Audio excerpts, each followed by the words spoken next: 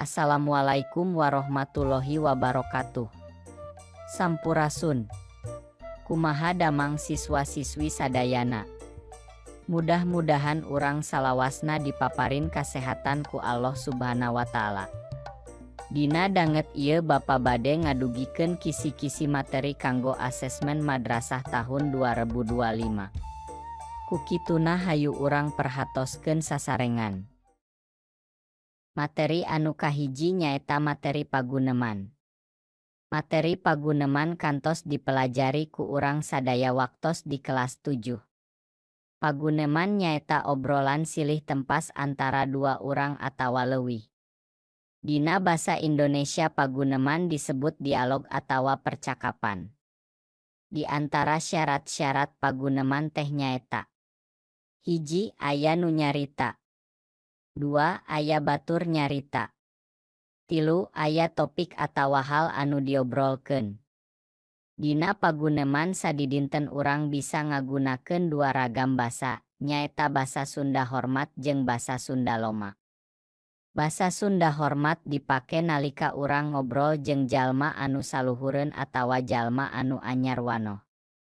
Ari basa Sunda loma mah dipake nalika urang ngobrol jeung jalma anu umurna sapantar jeung urang.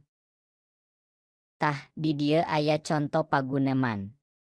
Ieu teh conto paguneman antara bu guru jeung siswa-siswina di kelas.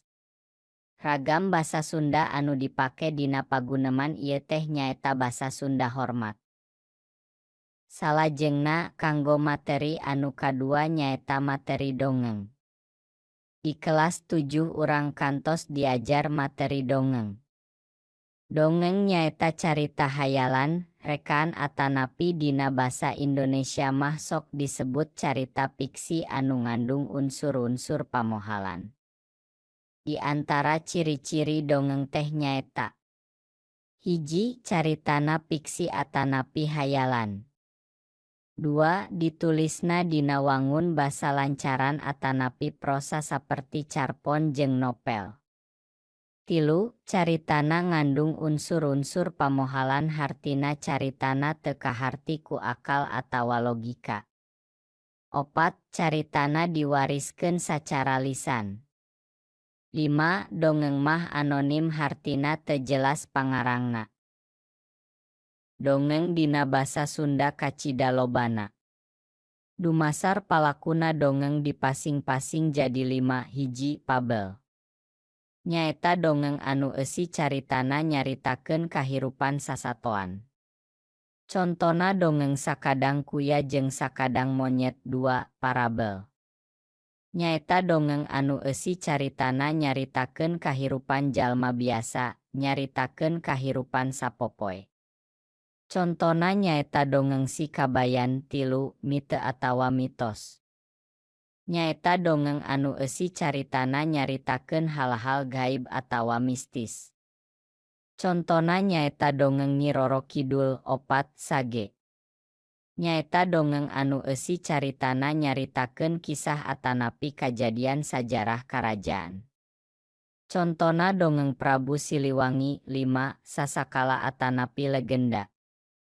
Nyaeta dongeng anu eusi caritana nyaritakeun asal-usul hiji tempat, tokoh atawa kajadian. Contona dongeng Sasakala Gunung Tangkuban Parahu. Kanggo materi terakhir anu baris dipelajari ku urang dina danget ayeuna nyaeta materi kaulinan barudak. Urang kantos diajar materi kaulinan barudak waktos di kelas 7.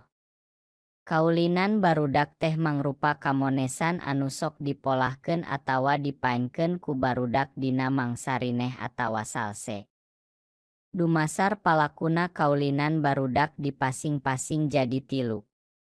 Nyaeta: kaulinan barudak lalaki, kaulinan barudak awewe sarta kaulinan barudak lalaki jeung awewe. Dumasar cara maenkeunana, kaulinan barudak dipasing-pasing jadi 2.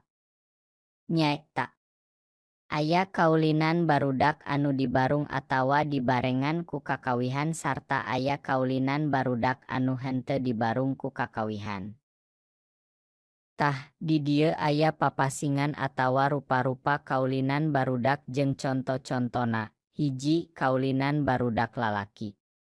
Contona nyaeta kolecer, papanggalan, langlayangan jeung rea-rea deui. 2. Kaulinan barudak awewe. Contona nyaeta sapintrong, pecle, beklen, encrak jeung rea-rea deui. 3. Kaulinan barudak lalaki jeung barudak awewe.